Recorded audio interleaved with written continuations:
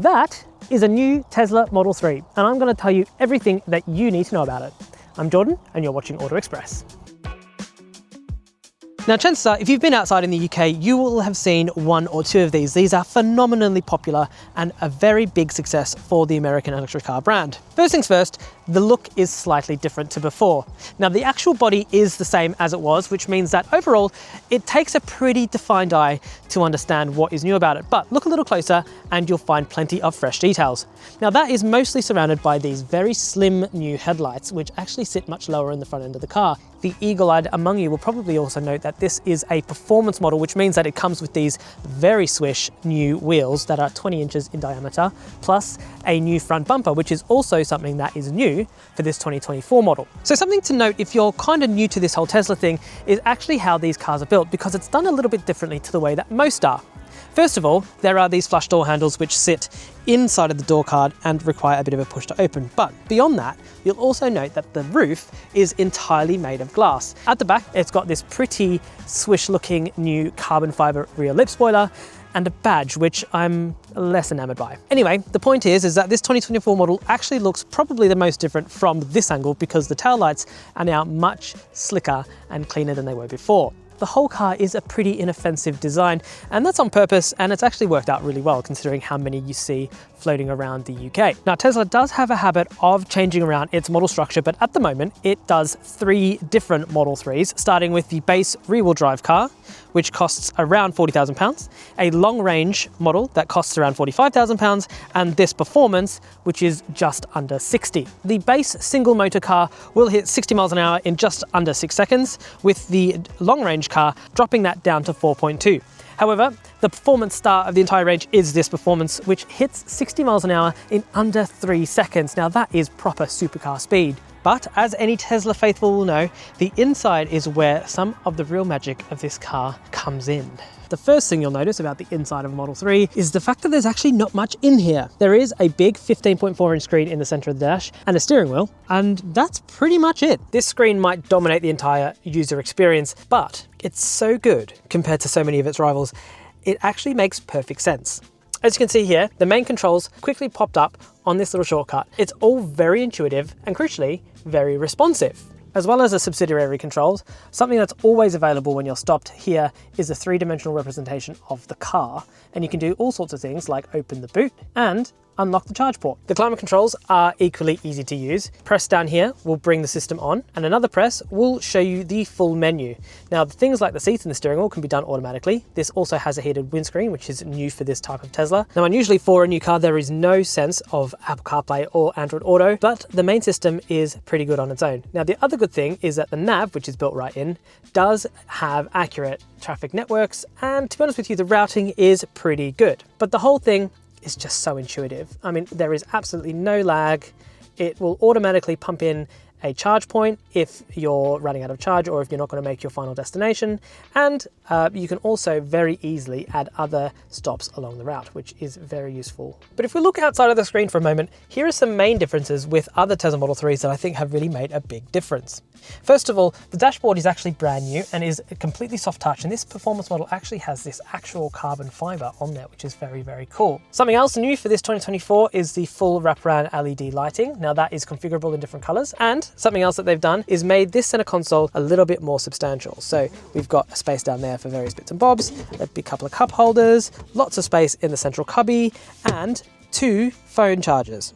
Now, something that is specific to this performance model are these very swish seats. They are a massive, massive improvement on the last generation, and given the car's incredible performance, they're kind of needed. Now, the entire roof of the car is glass, and as you can see, it creates an almost completely seamless cabin experience. All my 2024 cars and newer get double glazing on the glass. Now, that might not seem like a particularly interesting addition, but it does genuinely make a difference to how loud this car is on motorway driving. But one of the most controversial changes for the Tesla Model 3 is the steering wheel. So as you can see, it has 2 controls, major controls on either side, and they are really, really useful and intuitive. They essentially do different things depending on what you're asking of them. So they can operate the stereo, they can operate the cruise control, but if you look closely on this one here, there are no indicator stalks and there's no gear selector. Now the indicators instead are controlled on this panel here. They're a pain. The other thing that's here as well are the wipers. Let's run you through the process of trying to put this car in gear. Obviously, once the door's closed and you're sat in the car, it's going to ask you to put your seatbelt on and your foot on the brake. Do that and this will pop up. Now, this section here is really annoying and not very intuitive at all. You flick up to go forward, and you flick backwards to go back, and then you tap in the middle to park. Now that sounds easy enough, but it doesn't work very well. Essentially, if you're constantly changing between drive and reverse for parallel parking or something similar, it's just not a very intuitive experience and it doesn't work very well. Now, interestingly, Tesla has fitted a backup if the screen goes dead, which admittedly is very unlikely. You can actually manually select the gears on the roof. Once you've got all that in hand though, there is a genuine advantage to a Model 3, and that is how low the scuttle is. Now, the scuttle is actually the point where the base of the windscreen sits against the bonnet. And because there's no engine up front, and because there was never designed to be any engine up front, it's really quite low, which means that it's very, very easy to see out of, even if you're sat all the way down in the seat. Visibility around in general is very impressive. Although out the back, as you can see through the mirror, the high rear scuttle means that the narrow window can make looking at the back a little bit tricky. However, the camera system on this car is very good and they're all standard. Did you know that you can sell your car through Auto Express? With decades of trusted reviews and advice experience, we know that you know how much your car is valued at.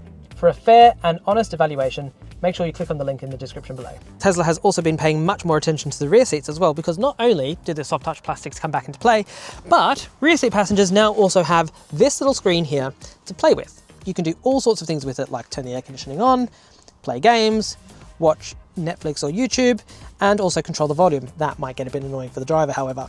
There is some air vents back here and a couple of USB-Cs, although on this performance model there are no rear seat pockets, which could be a bit annoying. However, to counter that, there are good-sized pockets on the rear doors, and there is a center armrest that has cup holders inbuilt. Space in the back is pretty good, and because it's a piece of glass as opposed to metal with lots of layers of material and sound deadening and that sort of thing to take into consideration, headroom is pretty good as well. In general, Tesla's interiors have taken a step up with this new model, and even though it might seem a little bit foreign to those not used to Teslas, well, you'll get used to it really quickly.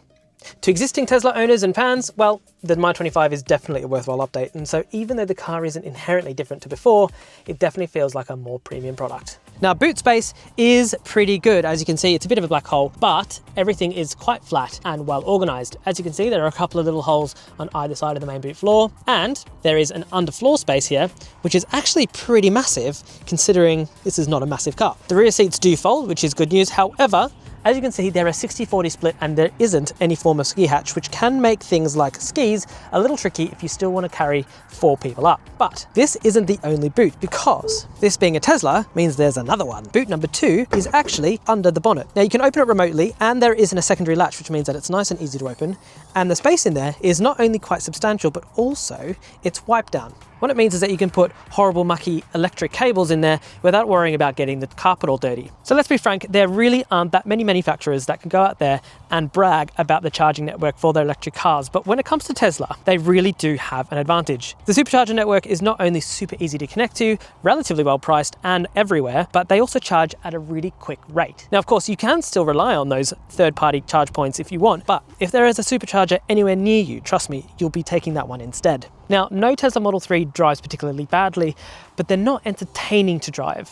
Whereas a BMW i4 can really encourage you and entertain you down a twisty back road, a Model 3 is always a little bit sterile. Anyone not used to an electric car will love the automatic and pretty intensive acceleration, and also other aspects that make driving so easy, things like the super fast steering and the brake pedal that feels pretty good. But I never really want to go out and drive this car, and that for me is a bit of a problem. Now, there is absolutely no doubt that this performance model is a much better driving car than those originals. Things like wider tires, a stiffer front subframe, and other changes make it actually quite capable. But again, it's not particularly entertaining. The other thing is that despite the fact that it does have batteries under the floor, you sit in a relatively good position, but that low scuttle gives you the impression that you're sat quite high, and that feels a little bit uncomfortable. The thing is though, if you're new to electric cars and you jump in a Tesla, everything will still feel quite intuitive, but it'll feel very different.